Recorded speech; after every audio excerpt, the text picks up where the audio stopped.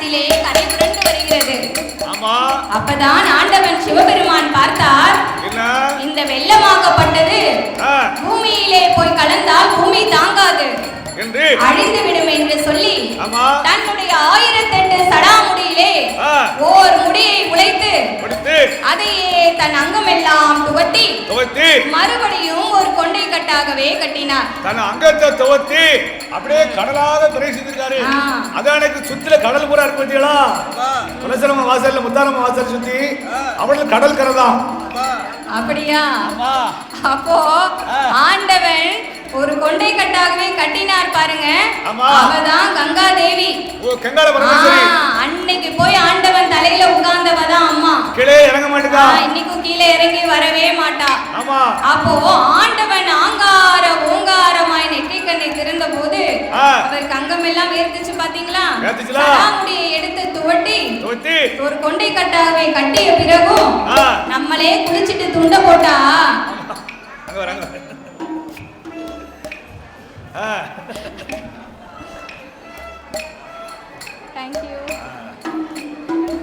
அப்ப நம்மளே குளிச்சுட்டு துண்ட போட்டா தலையில தண்ணி நிக்குமா?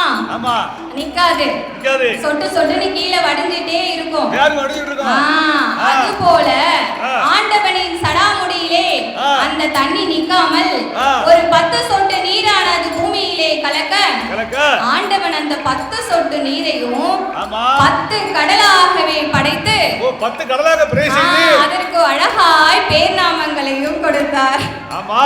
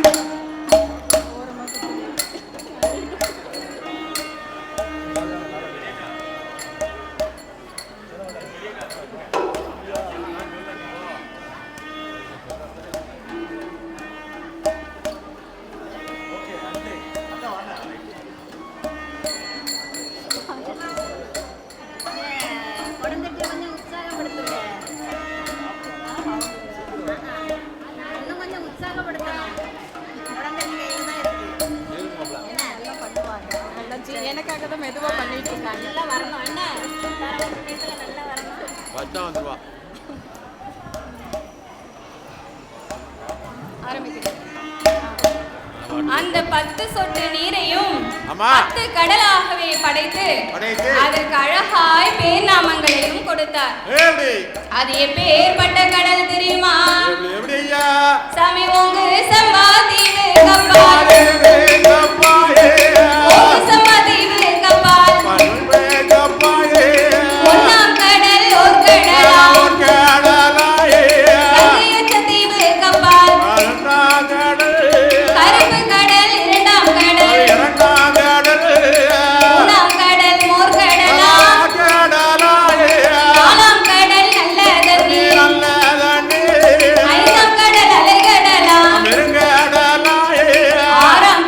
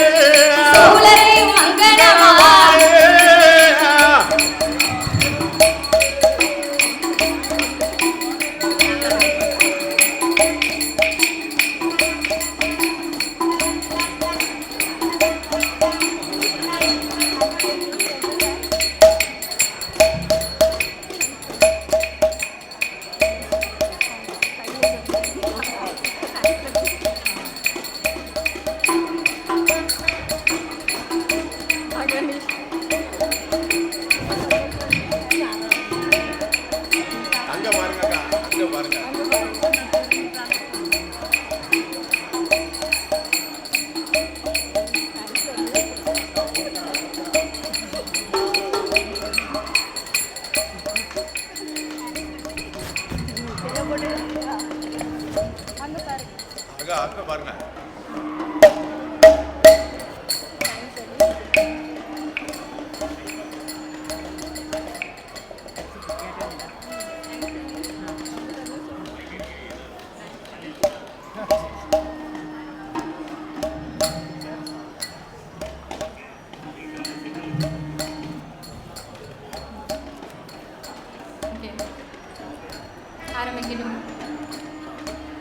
அங்கே மன்னவனும் தேவியுமா அங்கே மணமகிழ்ந்து வாழ்ந்து வாரா கொண்டவனும் தேவியுமா நல்ல குணமோடு வாழ்ந்து வாரா எல்லுக்கு என்னை போல இனி பிரியாதோடு போல பூவும் மனமும் போல பொருத்தமுடன் வாழ்ந்து வாரா அங்கே ஒருவர் சொல்லை ஒருவர் கேட்டு ஒருவர் கேட்டு ஒத்து மறையா வாழ்ந்து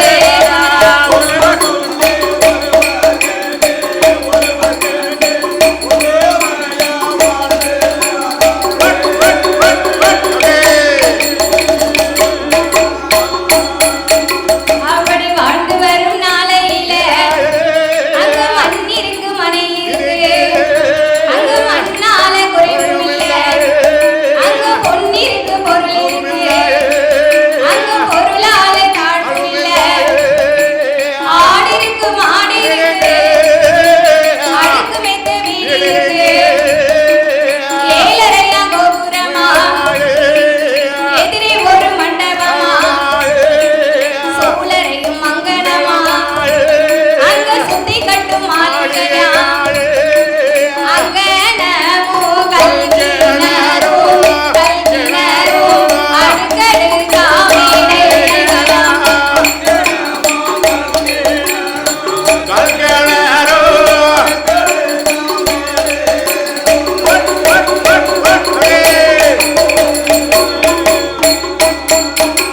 அப்படி பத்தாம் கடல் பார்க்கடலாம் ஆமா. அந்த பார்க்கடலுக்கு அப்பாலே ஆமாய்யா. பளிங்கு வண்ண பாறை ஒன்று உண்டு ஆமா பாறை உண்டு. அந்த பளிங்கு வண்ண பாறை கடியிலே ஆமா. படர்ந்ததொரு ஆலமரம் ஆமா ஆலமரம். ஆலமரம்னா ஆல விருட்சகம் ஆமாய்யா. இந்த ஆலயத்தையே அடக்கக்கூடிய அளவுக்கு பெரிய ஆலமரம் ஆமா பெரிய ஆலமரம். ஆமா ஆமா. அந்த ஆலமரத்தடியிலே ஆ. காற்றடித்து மணல் குவித்து ஆ. கரையான் புற்று ஒன்று வளர்ந்திருக்க ஆமா ஐயா. அது ஓங்கி வளர்ந்த புற்று 1000 வாசல் உண்டு ஆமா 1000 வாசல் உண்டு. தங்க புற்று வெள்ளி புற்று ஆ. தானாக வளர்ந்த அந்த மாணிக்க புத்துக்குள்ள புத்துக்குள்ள யாரெல்லாம் வாழ்ந்து வரா யாருன்னா? செந்நாகம் கருநாகம் ஆ. பெரிய கண்ணாடி விரிசுகள் ஆமையா. எல்லா நாகத்துக்குமே ராஜா ராணியாக ஆமா. நாகராஜாவும் நாகக்கன்னியும் வாழ்ந்து வருகின்றார்கள். ஏடி.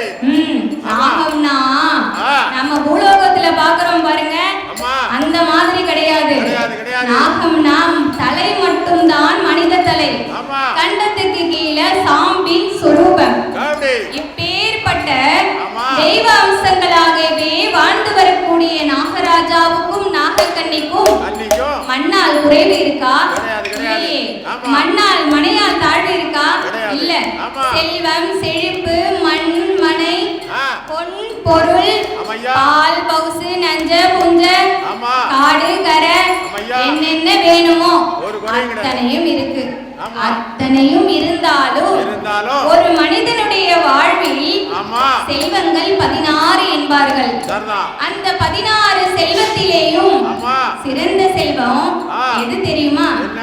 நம்ம இப்போ ஆமா. பீரோ நிறைய கட்டுக்கட்டா பணம் வச்சிருக்கோம்னு வைங்க. ஆ, சரிதான். அந்த பணம் வந்து நம்மள அப்பா அம்மான்னு கூப்பிடுமா? கூப்பிடாது, கூப்பிடாது. ஒருபோதும் கூப்பிடாது. கூப்பிடாது. கழுத்து நிறைய தங்க ஆபரணம் போட்டிருப்போம். ஆமா. அந்த ஆபரணம் வந்து நம்மள அப்பா அம்மான்னு கூப்பிடுமா? கூப்பிடாது, கூப்பிடாது. அப்போ ஆ. செல்வத்தில் எல்லாம் சிறந்த செல்வம் ஆமா. நம்மளை அப்பா அம்மா என்று அன்போடு அழைக்கக்கூடிய செல்வம், ஆ. அதுதான் மதலை செல்வம் என்பார்கள். முல்லை செல்வம், முல்லை செல்வம். ஆமா. அப்பேற்பட்ட மதலை செல்வம் இல்லாமல் நாகராஜாவை அழைத்த நாகக்கன்னி ஆமா. மனக்கவலை தாங்க முடியாமல் ஆமா. அவள் என்ன சொல்லி அழுகிறாள் தெரியுமா? எப்படி என்ன? என் கணவராஜ மன்னா,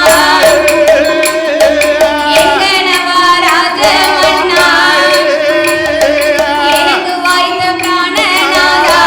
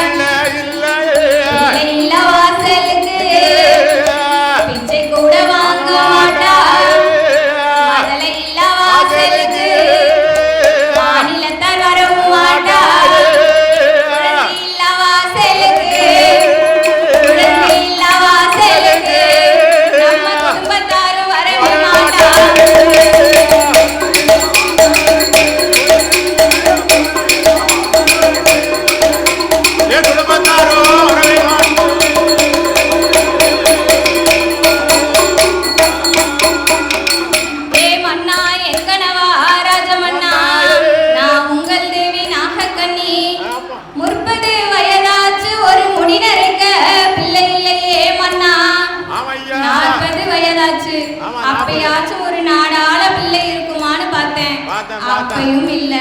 இன்னைக்கு எனக்கு 50 வயசாச்சு, உங்களுக்கு 55 வயசாகுதே. இனிமேலும் பிள்ளை இல்லைன்னா நம்மளுக்கு எப்பமன்னா பிள்ளை இருக்க போகுது அப்படின்னு சொல்லி நாகக்கண்ணி அழும்போது அந்த நாகராஜன் ஆட்சி தேச்சி ஆறுதலை சொல்லான். அம்மா, ஆண்டவன் அருள் இருந்தால் 50 வயதுக்கு அப்பாலும் நம்மளுக்கு அழகான குழந்தை பிறக்கும் அம்மா. இறைவன் அருள் இருந்தால் 70 வயதுக்கு அப்பாலும் அழகான குழந்தை பிறக்கும் அப்படின்னு சொன்னா 70 வயசுக்கு அப்பாலும் பிள்ளை பிறக்கலாம், தப்பு கிடையாது. 70 வயசுல பிள்ளை பிறந்தா என்ன நடக்கும்? அந்த அம்மா கட்டில்ல இருப்பா, பிள்ளை தொட்டில்ல இருக்கும். அப்போ அந்த பிள்ளைய வளர்க்கணும்னா கூட ஆள் போடணும். அது ஒரு பக்கம் இருக்க, அந்த ஐயா நம்ம பெத்த பிள்ளை தானேன்னு சொல்லி கையில எடுத்து கடதெருவுக்கு கூட்டிட்டு போனா பாக்குறவன் சொல்லுவானா, டேய் ஆறுமுகம், என்னடா உன் பேரனை கூட்டிட்டு வந்தியா அப்படின்னு கேட்பானா. அவனுக்கு தெரியும் அவன் பெத்த பிள்ளைதானு, ஆனா குத்தி பார்க்கணும்னு சொல்லியே குத்தி பார்ப்பாங்க. அப்போ அதுக்குதான் சொன்னா நாகக்கண்ணி, எந்தெந்த வயசுல எது எது கிடைக்கணுமோ அந்தந்த வயசுல அது கிடைச்சதானே மண்ணா நம்ம நிம்மதியா வாழ முடியும். அப்படின்னு என்ன தெரியுமா? ஓரெட்டில் ஓடு விளையாடணும், ஈரெட்டில் கல்வியை கற்கணும், மூவெட்டில் செய்யாத திருமணமும், 4ஆம் எட்டில் பெறாத பிள்ளையும், 5ஆம் எட்டில் சேர்க்காத செல்வமும், 6ஆம் எட்டில் செய்யாத சம்பந்தமும், 7ஆம் எட்டில் ஏகதளம் சுற்றி பார்க்கணும். 8ஆம் எட்டுக்கு மேல நம்ம இருக்கவே கூடாதான். 8ஆம் எட்டுக்கு மேல இருக்கலாம், நம்ம எப்ப அடுத்தவர்களோட துணை தேவைப்படுது அப்படிங்கிற ஒரு காலகட்டம் வரும்போது அதுக்கு மேல யாருக்கும் தொந்தரவா இருக்க கூடாதான். அதுக்குதான் சொல்லியிருக்காங்க, மனிதனுடைய வாழ்க்கையே 8ஆல் ஆனதுதான். ஒவ்வொரு 8 வயதை நாம் கற்க போகும்போதும் ஒரு பருவ வயதை நாம் கடந்து கொண்டிருக்கின்றே அர்த்தம். இன்னைக்கு செய்யக்கூடிய எந்த ஒரு காரியத்தையும் நாளைக்கு செய்யலாமே, நாளான்னைக்கு செய்யலாமே, நாளைக்கு வேலைக்கு போவோமே, இன்னைக்கு படுத்து தூங்கலாமே அப்படின்னு சொல்லி நாமளா எந்த ஒரு காரியத்தையும் தள்ளி போடக்கூடாதான். அந்தந்த வயசுல அதை அனுபவிச்சு வாழ்ந்துட்டு போயிட்டே இருக்கணும். அப்போ நாகக்கண்ணி பெண்கொடியால் அவள் மனக்கவலை தாங்க முடியாமல் அவள் என்ன சொல்லி அழுகின்றாள் தெரியுமா? எங்கனவா ராஜ மன்னா, எங்கனவா ராஜ மன்னா, நாவேலி அடித்தேனா, அரக்கொடுமை செய்திட்டேனா, தாயும் இல்லா பிள்ளைகளை நான் தலையிலட்டி அடித்தேனா, மாதா இல்லா பிள்ளைகளை நான் அண்டையில கொட்டிட்டேனா, வண்ணம் என்று வந்தவரை நான் அடுத்து வர சொல்லிட்டேனா, இச்சைக்கு வந்தவரை நான் பின்னால் வர சொல்லிட்டேனா, நான் ஓட்ட நாளில் மறக்கா போட்டு ஓட்டலந்த தோசை முட்டா, நான் பட்டர நெல்லதிலே நான் பதறி அள்ளி கலந்தேனா, நான் முட்டுக்குள்ள இருக்கும் பாம்பை நான் அடி கொண்டு அடித்திட்டேனா, அரைச்சதொரு அம்மியை தான் நான் அலசாமல் சாத்தினேனா, நான் அடி கொண்டு அடித்திட்டேனா, வந்தவர போனவர நான் அம்பு தும்பா சொல்லிட்டேனா, இல்ல அடுத்தார பேசிட்டேனா, பாவம் செய்யலையே, பாவம் செய்யலையே, ஆனா ஒரு குழந்தை நமக்கில்லையே.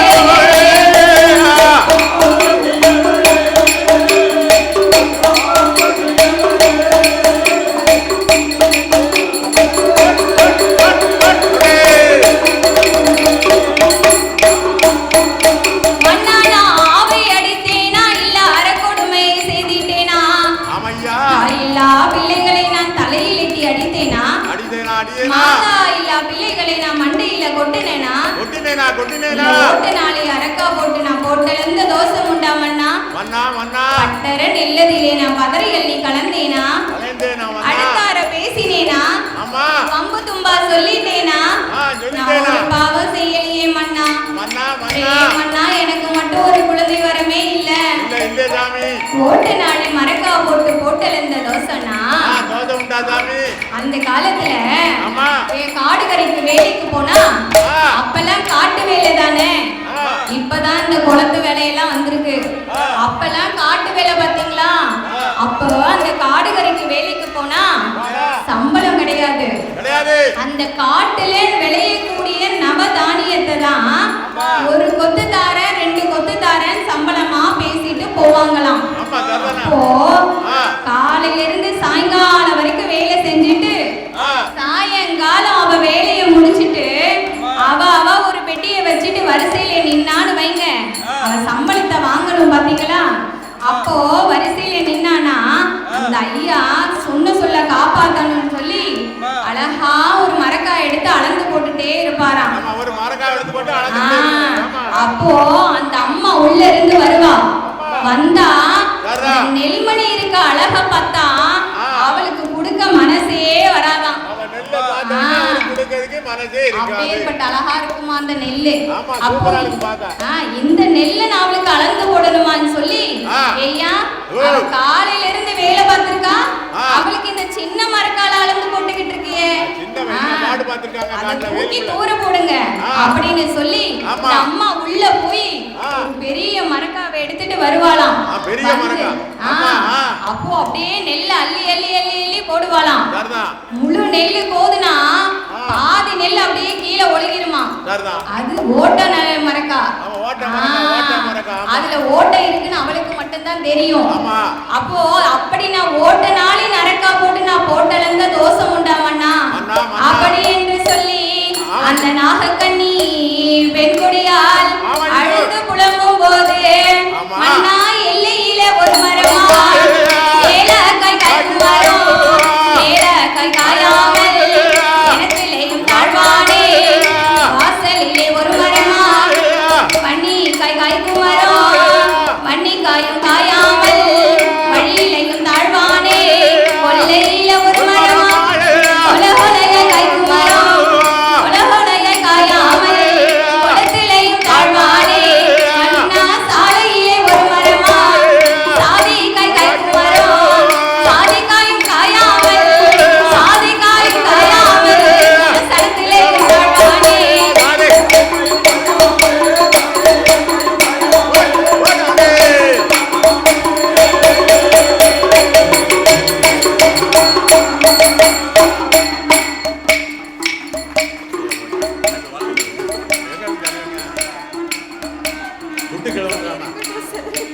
தேங்க்யூ.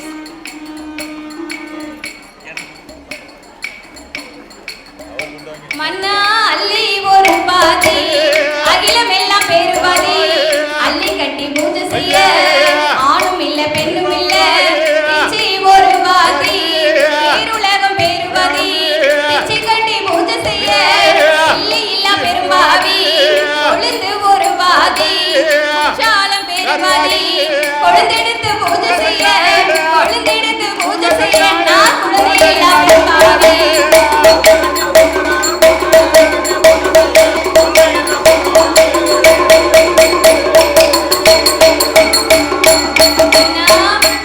மதலை வந்து பிறப்பதை போ மதலை வந்து பிறப்பதை போ நான் மக்களோடு சேர்வதை போ.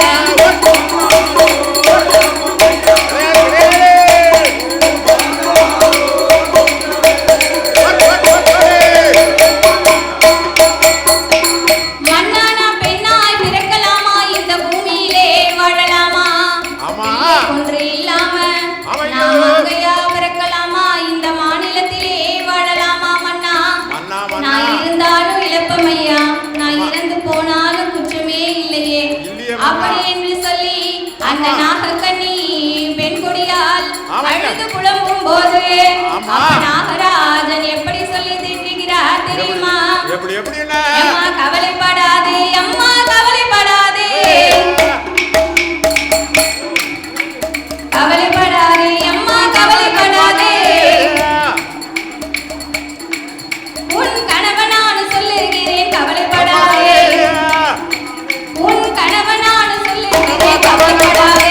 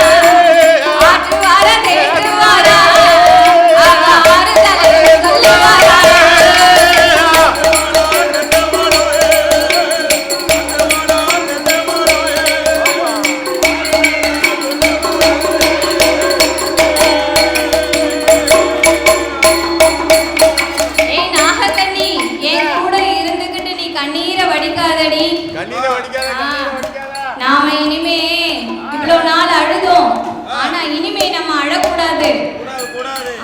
நம்ம இனிமே இந்த அம்மா திக்கற்றவர்களுக்கு இந்த தெய்வம் தான் துணையாக இருக்க வேண்டுமடி.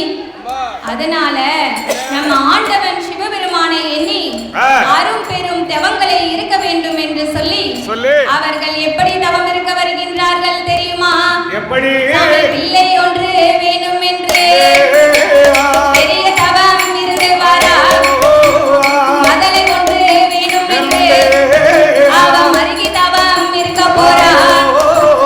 நாகலோக பட்டணத்தில் சாந்தால தரைமேலிலே சந்தனத்தால் கோலம் போட்டு மாவால தரைமேலிலே மஞ்சளாலே கோலம் போட்டு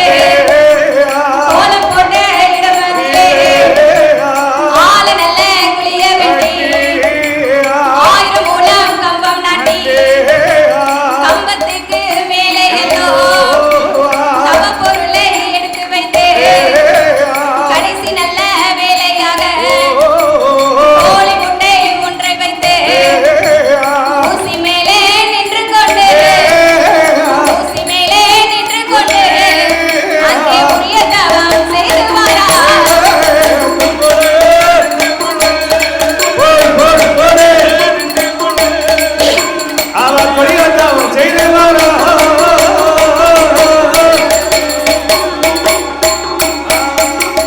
உண்ணாமல் உறங்காமல் உடையவனை மறக்காமல் அன்னம் தண்ணி அருந்தாமல் ஆண்டவனை மறக்காமல் 6 வருட காலம் அங்கே இருந்து தவம் செய்து வாரா.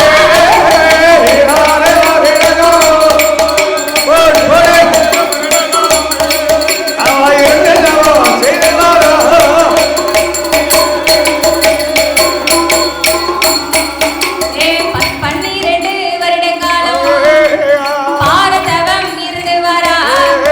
அங்கே தவம் இருந்து வரபோது ஆடாத கைலாசம் ஆடுதையா செய்தையா நகலாத கைலாசம் அது நகர்ந்து மெல்ல செய்தையா.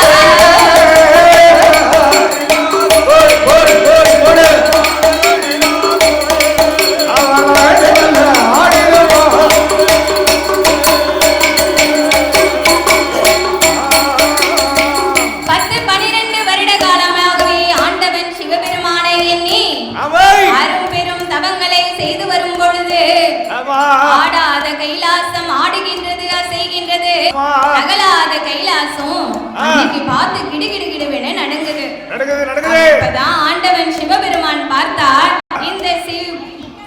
கைலாசமே நடுங்கும் அளவிற்கு சரி. யார் தவம் இருந்து வருகின்றார்கள் என்று ஆமா தன் ஞான திருஷ்டியால் பார்க்க நாகராஜாவும் நாகக்கண்ணியும் தவம் இருந்து வருவதை கண்டும் காணாதது போல் ஆண்டவன் சிவபெருமான் படியிலக்க பயணம் வைத்தார். சரி. அப்போ பார்வதா தேவி ஆண்டவனை அழைத்து இறைவா தினந்தோறும் நீங்க தானே படியிலக்க போறீங்க, இன்னைக்கு நானும் உங்களோட படியிலக்க வருகிறேன் என்று சொல்ல ஏ பார்வதி என்னைக்குமே நான் தானமா படியிலக்க போவேன், இன்னைக்கு நீயும் என் கூட வாரேன்னு சொல்றியே, அதனால நீ நான் இந்த உலகத்தை ஒரே விதமாக தான் படைத்திருக்கிறேன், ஆனா இந்த உலகத்தில் உள்ள மக்களை எல்லாம் நான் பலவிதமாக படைத்திருக்கிறேன்.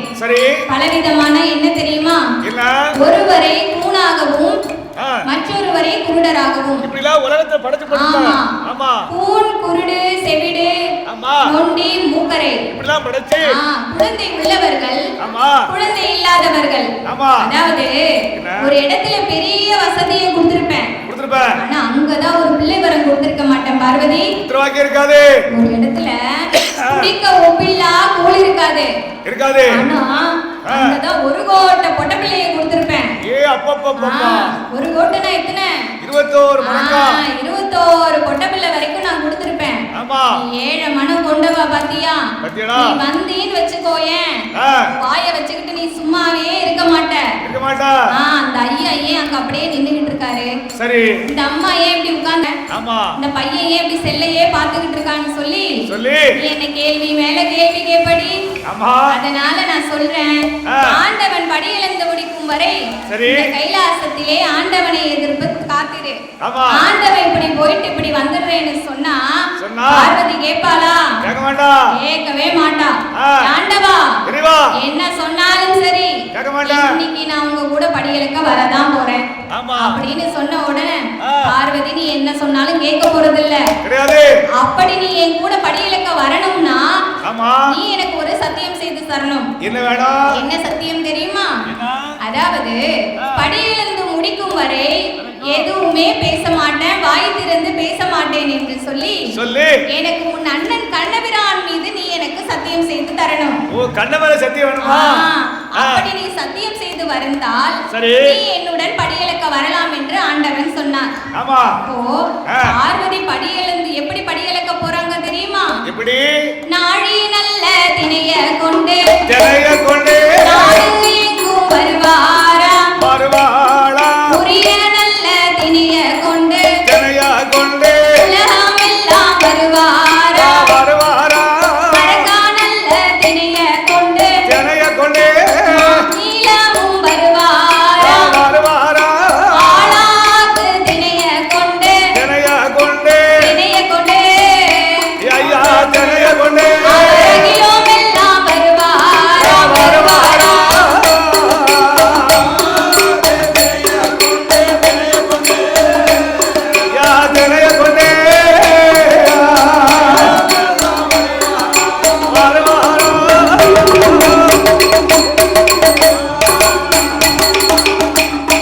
அவரோ எவ்வுயிரும் தப்பிடாமல் இறையளந்து வாராரே, படைத்த மனு தப்பிடாமல் படியளந்து வாராரே, பகவான் வாராரே.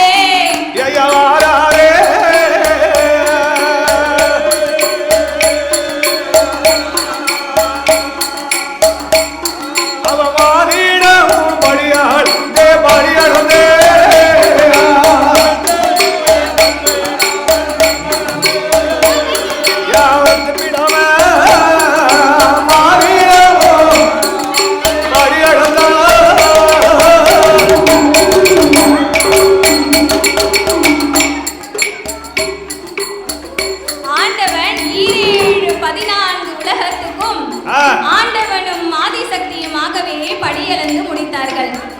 படியளந்து முடிச்ச உடனே பார்வதிக்கு ரொம்ப களைப்பு. உலகமெல்லாம் படியளந்து சிவருமான் காத்து ரச்சித்து எவ்வுயிரும் தப்பாம காலையில மாலையில படைத்த மக்களுக்கெல்லாம் படியளந்து உலகத்தை காத்து ரச்சித்துக் கொண்டிருக்கிறார். பார்வதி அன்னைக்குதான் படியலக்க போயிருக்கா பாத்தீங்களா? ஆமா. அதனால பார்வதிக்கு ரொம்ப களைப்பு. ஆமா. இப்ப நம்மளே புதுசா ஒரு வேலையை பார்த்தோம்னு வைங்களேன், ஆமா, ரொம்ப களைப்பாயிடுவோம் பாத்தீங்களா? இருக்கும். அதனால ஆண்டவன் கிட்ட போய், இறைவா எனக்கு ரொம்ப டயர்டா இருக்கு, கொஞ்ச நேரம் ரெஸ்ட் எடுத்துட்டு போலாமா அப்படின்னு கேட்டா, ஆண்டவனும் ஆட்டுமென்று சம்மதித்து ஒரு ஆலமரத்தடியிலே ஆண்டவனும் ஆகியமாகவே களைப்பாறினார்கள். சரி.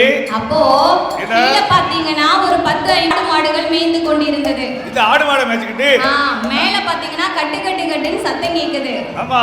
அப்போ உடனே பார்வதி மேல எட்டி பார்த்தா, மேல பார்த்தா சின்னஞ்சிறு பாலகன் முனிகொப்புல இருந்து பாவி அடிகொப்ப வெட்டிக்கிட்டு இருக்கான். ஏப்ப முனிகொப்புல இருந்து அடிகொப்பல வெட்டா? அப்போ ஆண்டவன் பாதிசக்தி ஆண்டவனை அழைத்து, இறைவா அங்க பாருங்க, ஒரு சின்னஞ்சிறு பாலகன் முனிகொப்புல இருந்து அடிகொப்ப வெட்டுறானே, கீழே விழுந்தா பெத்தவளுக்கு பிள்ளையாக போக மாட்டானே ஆண்டவா, பொடி பொடியா நொறுங்கிடுவான். அதனால நீங்க போய் அந்த பிள்ளைய காப்பாத்துங்க அப்படின்னு சொன்னா, ஆண்டவன் சொன்னாரு, ஏ பார்வதி, அவனுக்கு விதி இருந்துச்சுன்னு வை, அவன் மேல இருந்து கீழே விழுந்தாலும் அவன் வாழ்ந்தே தீருவான். அவனுக்கு விதி இல்லன்னு வை, அவன் மேல இருந்தே செத்து போயிடுவான். இது பிரம்மன் போட்டு எழுத்து பார்வதி, நாம எதுவுமே செய்ய முடியாது. அதனால நான் சொல்றேன் கேளு, நம்ம கைலாசத்துக்கு போயிருவோம் அப்படின்னு சொன்னா பார்வதி கேட்பாளாயா? கேட்க மாட்டாளா? அவன் கேட்கவே மாட்டா. இறைவா இப்ப நீங்க போய் காப்பாத்துறீங்களா இல்லையா? சரி, நீங்க போய் காப்பாத்தி தான் ஆகணும் அப்படின்னு சொன்ன உடனே ஆண்டவன் சொன்னாரு, ஏ பார்வதி, நான் போய் அந்த பிள்ளை, இப்ப நான் ஒன்னு சொல்றேன் கேளு, அந்த பையன் எப்படி முறிந்து கீழே விழத்தான் போறான். அப்படி அவன் விழுகும் போது அப்பான்னு விழுந்தா ஆண்டவன் நான் போய் காப்பாத்துறேன், அம்மான்னு விழுந்தா ஆதிசக்தி நீ போய் காப்பாத்துன்னு சொன்னாரு. மாட்டும் என்று சம்மதித்து இருவேர்களுமே காத்திருந்தார்கள். அந்த பையனுக்கு ஆத்திரம் பொறுக்கல, வெட்டு முறிந்தான், கீழே வந்தானே பாவி, கொப்பு மேல பையன் கீழே, பையன் மேல கொப்பு கீழே விழுந்தானே, அவன் அம்மாவென்றும் சொல்லவில்லை, அப்பாவென்றும் சொல்லவில்லை. பாவி எத்தனை சொல்லி விழுந்திருப்பான்? அவன் அப்பாவென்றும் சொல்லவில்லை, அம்மாவென்றும் சொல்லவில்லை, நான் செத்தேன்னு விழுந்தா செத்து போயிட்டான். வாக்கு சனியன் போக்குல அவன் வாழ்க்கை அவன் வாயிலன்னு சொல்லியிருக்காங்க. அப்போ நம்ம எதையுமே நாம நல்லதையே சொல்லணும், நல்லதையே பேசணும். அப்போ நம்ம விழுகும் போது கூட நான் செத்தேன்னு விழக்கூடாது, அம்மான்னு விழுந்தா அம்மா வந்து காப்பாத்துவா, வந்து காப்பா, அப்பான்னு விழுந்தா ஆண்டவன் வந்து காப்பாரு. அப்ப கீழே விழும்போது நம்ம என்ன கேக்குறோமோ அதுதான் கிடைக்கும். அப்போ இப்படி இருக்கும்போது ஆண்டவன் இந்த பிள்ளைய காப்பாத்தலன்னு சொல்லி பார்வதி கோபத்துல அப்படியே நாகலோகம் வழியா நடந்து போயிட்டு இருந்தா, கண்கள் சிவந்து கடும் கோபத்துல நடக்கிறா. அப்போ பார்வதி மனசுல என்ன நினைக்கிறா, இந்த ஆண்டவன் அந்த ஆலமரத்தடியில ஒரு பிள்ளைய காப்பாத்தல, அதனால இதுக்கு பதில் இன்னைக்கு ஒரு உயிரை இந்த உலகத்துல பிறவி செய்யணும் அப்படின்னு நினைச்சிட்டு நடந்து வந்துகிட்டு இருக்கா. ஆண்டவன் ஏன் அந்த பிள்ளைய காப்பாத்தல தெரியுமா? எதுக்கு? ஏன்னா பார்வதி என்ன சொல்லி சத்தியம் பண்ணி கொடுத்தா? என்ன சொன்னா? கண்ணபிரான் மீது சத்தியம் செஞ்சு கொடுத்தாளா? சத்தியம் பண்ணா வாய் திறந்து பேச மாட்டேன், எந்த கேள்வியும் கேட்க மாட்டேன்னு. அந்த சத்தியத்தை பரிசோதனை பார்க்கிறதுக்காக தான் கண்ணபிரானால் திடீரென திருஷ்டிக்கப்பட்ட குழந்தை தான் அந்த குழந்தை ஆலமரம் ஆடு மாடுகள். இது வந்து பார்வதிக்கு தெரியுமா? தெரியாது. ஏன்னா ஆண்டவனுக்கு தெரியும். ஏன்னா கண்ணனை பற்றி கடவுளுக்கு தான் தெரியும், கடவுளை பற்றி கண்ணனுக்கு தான் தெரியும், வேற யாருக்கும் தெரியாது. அத சொல்லிருக்காங்க, அறியும் சிவனும் ஒண்ணு, அறியாதவன் வாயில மண்ணுன்னு சொல்லிருக்காங்க. அறியும் சிவன் ஒண்ணு, இது அறியாதவர் வாயில மண்ணுன்னு சொல்லிருக்காங்க. அப்படி பெரிய ஆளு சொல்லிருக்காங்க. அப்போ நம்ம சாப்பிடுற சாப்பாடுல கூட அரியும் சிவனும் இருக்காங்க.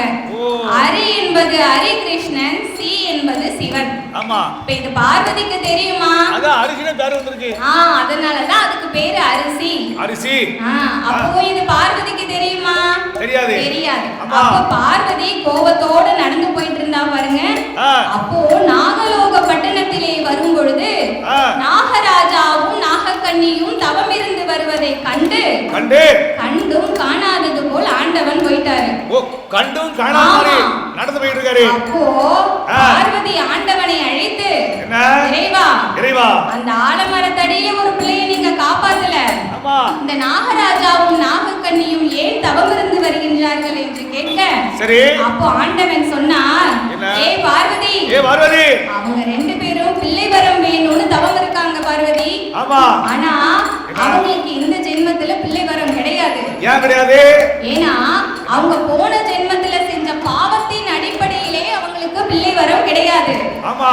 அதனால வா நம்ம கண்டுக்காம போயிருவோம். ஆமா அப்படின்னு ஆண்டவன் சொல்ல பார்வதி கேட்பாளாயா? அவ கேட்கவே மாட்டா. இறைவா போன ஜென்மத்துல அவங்க செஞ்ச பாவத்துக்கு குழந்தை வரம் இல்லைன்னு சொல்றீங்க, சரி. ஆனா இந்த ஜென்மத்துல அவங்க செஞ்ச தவத்துக்கு மனமிறங்கி ஒரு தவ குழந்தை கொடுக்கலாம் அல்லவா? கண்டிப்பா கொடுக்கலாம். அப்படி என்று பார்வதி கேட்க ஆண்டவன் சொன்னான், ஏய் பார்வதி பிள்ளை வரம் என்ன? கடையில விக்கிற கத்திரிக்காயா? கிடையாது. உடனே வாங்கி கொடுக்க. இல்ல மரத்துல விக்கிற மாங்காயா? தேங்காயா? உடனே பறிச்சு கொடுக்க. அப்படி எல்லாம் கொடுக்க முடியாது. அவரவர்கள் செய்த பாவ புண்ணியத்தின் அடிப்படையில் தான் அவர்களுக்கு குழந்தை வரமே இருக்கா இல்லையானே நம்ம சொல்ல முடியும். அப்படி என்று சொன்னா அப்போ முறையாக கணக்கு எழுதும் சித்திரகுப்த நைனாரை வரவழைத்து நாகராஜாவும் நாகக்கன்னியின் கணக்கை பார்க்க, அவர்கள் இருவர்களின் கணக்கை பார்க்கும் போது என்ன இருக்கிறது தெரியுமா? போன ஒரு சென்மத்திலே நாகராஜனும் நாகமன் பேடுவனாய் தான் பிறந்து 8 மாத சுல்மானை அம்பாளை எதிர்க்கா, அதன் உயிரை மாய்த்திருக்கா. மானை கொன்ன தோஷத்தாலே மதலை ஒன்று கிடையாது. போன ஒரு சென்மத்தில நாகக்கன்னி பெண் கூடியா மருத்துவமாய் தான் பிறந்து 8 மாத சுல்மான் 7-8 பெண்களுக்கு கருமருந்த கொடுத்திருக்கா, கருவ கலைத்திருக்கா. கருக்கலைத்த தோஷத்தால கை குழந்தை கிடையாது. உருக்கலைத்த தோஷத்தால ஒரு குழந்தை கிடையாது.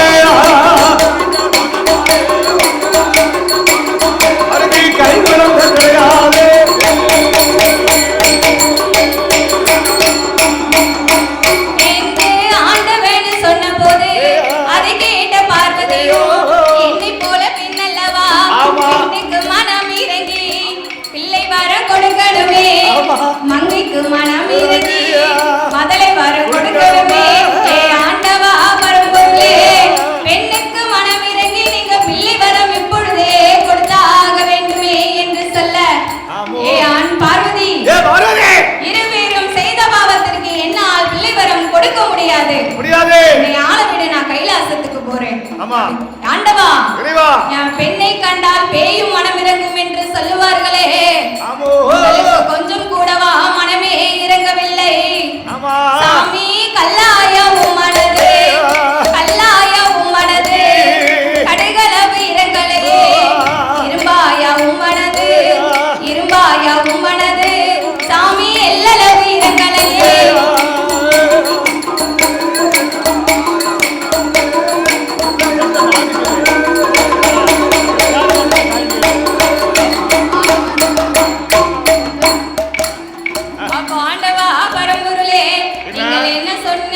இப்பொழுதே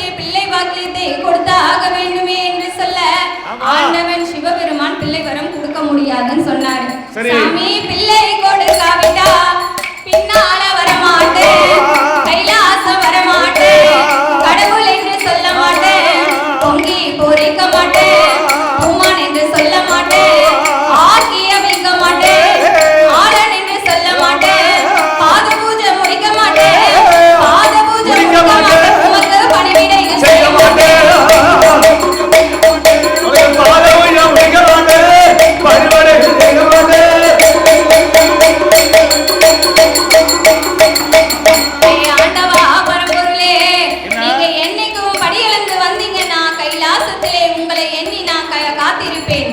ஆனா இனி நீ கைலாசத்திற்கு வந்திருனா பச்சை தண்ணி கூட நான் உனக்கு கொடுக்க மாட்டேன் இறைவா.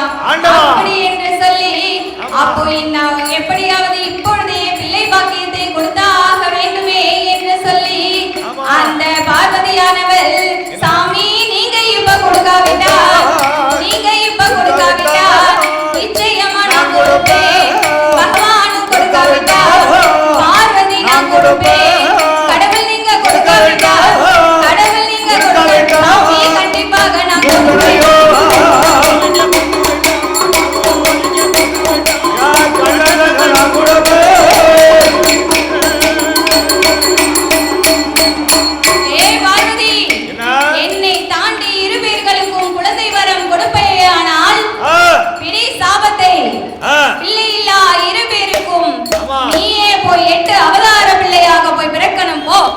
அப்படின்னு சொன்னாரு. ஏய் ஆண்டவா, நான் யாருக்கு பிள்ளை வரம் கொடுக்கணும்னு சொன்னாலும் நீதான் பிள்ளையாக பிறக்கணும்னு சொல்லி எனக்கு சாபத்தை கொடுக்கிறீர்கள். ஆனா நான் ஒரு சக்தி, நாகத்தின் வயிற்றில் கருவாக சனிப்பதற்கு எனக்கு சட்டம் கிடையாது ஆண்டவா. பூமி தாங்காது. அப்படி கருவுற்று பிறக்குமே ஆயின் அது தெய்வமே கிடையாது. மாற்று வரங்களை தந்தால் மட்டுமே என்னால் மதலையாக போய் பிறக்க முடியும் என்று சொல்ல, அப்படியானால் ஏ பார்வதி, நான் ஏன் உன்னை போய் அவதார பிள்ளையா பிறக்க சொல்றேன் தெரியுமா? அன்றொரு காலத்திலே மச்சரிசி வனத்திலே மகிஷாசுரன் என்பவன் ஆண்டவன் சிவபெருமானை எண்ணி 12 வருட காலமாகவே தவம் இருந்து வந்தான். அப்போ அவனோட தவத்தை கண்டு ஆண்டவன் சிவபெருமானை நேரில் சென்று, மகிஷாசுரா உனக்கு என்ன வரம் வேணும் கேளுப்பா அப்படின்னு சொன்னாரு. அப்போ அதுக்கு மகிஷாசுரன் என்ன வரம் வேணும் கேட்டான் தெரியுமா? இறைவா, இந்த மண்ணுலகிலே எனக்கு மரணமில்லா வாழ்க்கை வேணும்னு கேட்டானா. நாட்டுல அழிவே கிடையாது. அப்படி ஒரு வரத்தை நான் உனக்கு கொடுக்க முடியாது என்று ஆண்டவன் சொல்ல, அப்படியானால் எனக்கு எந்த ஒரு ஆண்களாலும் அழிவிருக்க கூடாது, ஒரு ஆயுதத்தால் எனக்கு அழிவிருக்க கூடாது, எந்த ஒரு ஆயுதத்தாலும் அழிவிருக்க கூடாது, மரம் செடி கொடியால் அழிவிருக்க கூடாது, எந்த ஒரு மரம் செடி கொடிகளாலும் விலங்குகளாலும் பூச்சிகளாலும் எனக்கு அழிவிருக்க கூடாதுன்னு கேட்டானா. அப்போ ஆண்டவன் சொன்னாரா, ஏயா மகிஷாசுரா, எந்த ஒரு ஆண்களாலும் அழிவிருக்க கூடாதுன்னு கேட்ட, எந்த ஒரு ஆயுதத்தாலும் அழிவிருக்க கூடாதுன்னு கேட்ட, எந்த ஒரு மரம் செடி கொடியாலும் அழிவிருக்க கூடாதுன்னு கேட்டியேப்பா. சண்டாள பாவி, நீ பெண்ணால் அழிவிருக்க கூடாதுன்னு கேட்க மறந்துட்டியாப்பா அப்படின்னு கேட்டாராம். நீ கேட்க மதியத்து போனியா? அப்போ மகிஷாசுரன் பெண் தானே அப்படின்னு சொல்லி லேசா நினைச்சிட்டானா. இறைவா, அப்படி எனக்கு பெண்ணால் ஒரு அழிவு என்று இருக்குமே ஆயின் அது கருவில் சுமக்கப்படாத கண்ணியின் கையினால் வேணால் எனக்கு அழிவு இருக்கலாம்னு கேட்டானா. எப்படி வரங்க பத்தியா? அவன் ஏன் அப்படி கேட்டான் தெரியுமா? எந்த ஒரு குழந்தையாகவே இருந்தாலும் தாயின் கருவறையிலே 10 மாதம் முற்று பெற்ற பின் தானே வெளியே வரும். அப்பதானே அந்த குழந்தை வந்து வெளியே வரும். அப்படி கருவில் சுமக்கப்படாத பெண் என்று ஒன்று இந்த உலகத்தில் இருக்கா? அப்படின்னு சொல்லிதான் அவன் இப்படி கேட்டிருக்கான். அந்த மகிஷாசுரனை வதம் செய்வதற்காகத்தான் நான் உன் அவதார பிள்ளையா போய் பிறக்க சொல்றேன்னு ஆண்டவன் சொன்னாரு. அப்போ கண்ணபிரான் மகிமையினால் கைலாசத்தில் இருந்து 8 அமிர்தம் என்னும் கலசத்தை வரவழைத்து அதை நாகராஜாவுக்கும் நாகக்கண்ணிக்கும் வரமாய் கொடுக்க